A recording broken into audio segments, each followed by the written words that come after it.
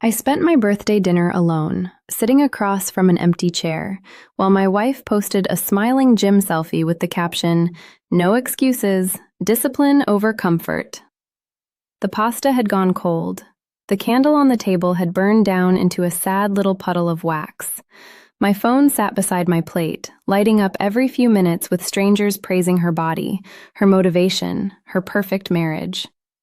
Perfect marriage. That was the brand. My wife, Alina, had built her whole online life around being the woman who had everything balanced: fitness, marriage, faith, discipline, love.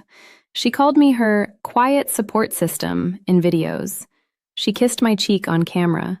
She told her audience I was the reason she believed in healthy love. But that night, when I texted, "Are you still coming?"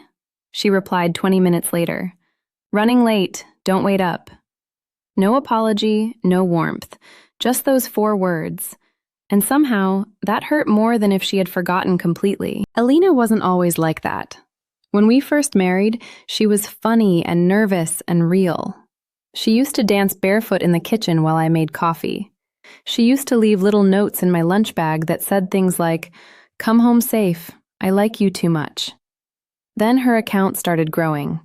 At first, I was proud. I filmed her workouts, I held the ring light. I clapped when she hit 10,000 followers, then 50, then 200. But slowly, our life became content. Our breakfast had to look perfect before we ate. Our arguments paused if she needed to record. Our affection became something she performed better in front of a camera than in the quiet of our bedroom. And then came Marco, her gym trainer. He had sharp cheekbones, expensive shoes, and the kind of confidence that made every sentence sound like a challenge.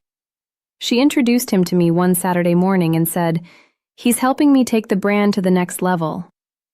Marco smiled and shook my hand too firmly. "Your wife has serious potential," he said. My wife. Not Alina. My wife. I noticed it, but I told myself not to be insecure. That became my full-time job, explaining away what my heart already understood. The late sessions, the sudden password changes, the way she turned her phone face down when I entered the room. The new perfume, she said, was from a PR package. The gym hoodie that smelled like men's cologne. When I asked, she laughed softly. "You're being weird." That was her favorite word for my pain. Weird. If I noticed her distance, I was weird. If I asked why Marco commented fire emojis under every photo, I was weird. If I wondered why she came home freshly showered after saying the gym locker room was closed, I was controlling. One night, I found her crying in the bathroom. For 1 second, I thought maybe she missed us too. I asked, "Alina, what's going on?" She wiped her face fast and said, "I'm just stressed. You wouldn't understand pressure like this." That sentence stayed with me. Not because it was cruel, because she said it like I had become small to her. The breaking point came 2 weeks later. She asked me to film a couples Q&A for her channel. I sat beside her on the couch while she smiled into the camera and held my hand like we were still something sacred. Someone had asked, "How do you keep your marriage strong?" Alina leaned her head on my shoulder and said, "Honesty. Always honesty. We never hide things from each other." Her hand was warm in mine, and I felt nothing. Not anger, not sadness, just a quiet click inside me, like a door locking. If you've ever had to rebuild yourself after someone made you feel crazy for noticing the truth, share your story in the comments. And subscribe if this kind of quiet betrayal feels too real. I didn't expose her that day. I didn't shout. I didn't grab her phone. I didn't beg. I started paying attention. The first real proof came from a hotel receipt tucked inside the pocket of her gym bag.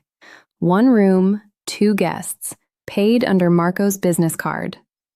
The second came from a tagged story she forgot to hide. A woman at the same hotel had posted a mirror selfie. Behind her, blurred but visible, were Alina and Marco walking through the lobby. His hand was on the small of her back. Not friendly, familiar. The third proof came from her own mistake. She asked me to edit a sponsored video because her laptop was acting slow. While transferring files, a folder opened automatically. It was called M Drafts. Inside were videos she had never posted. Not workout clips.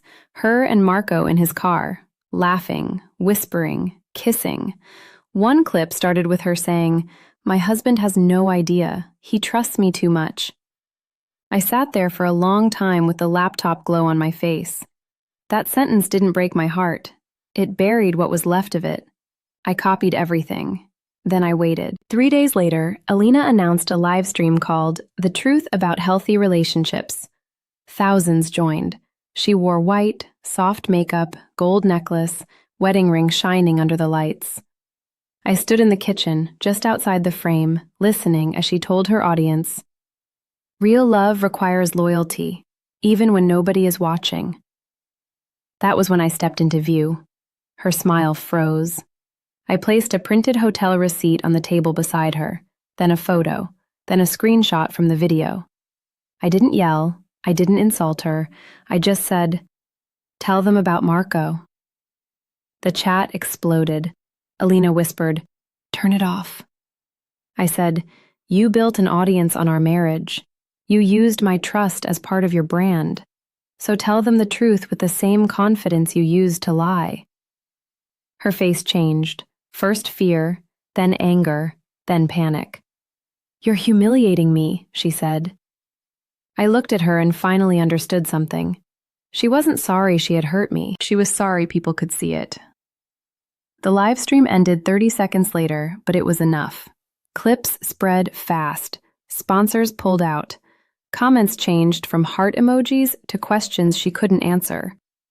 Marco disappeared first, deleted his account, blocked her, pretended he had been misrepresented. Alina tried calling me 27 times that night. I answered once. She cried, "We can fix this." I said, "No, you can fix your image. I'm fixing my life." The divorce was quiet. No dramatic courtroom scene, no screaming in the driveway, just papers, signatures, boxes, and the strange peace of sleeping in a room where nobody was lying beside me. Months later, I saw one of her posts.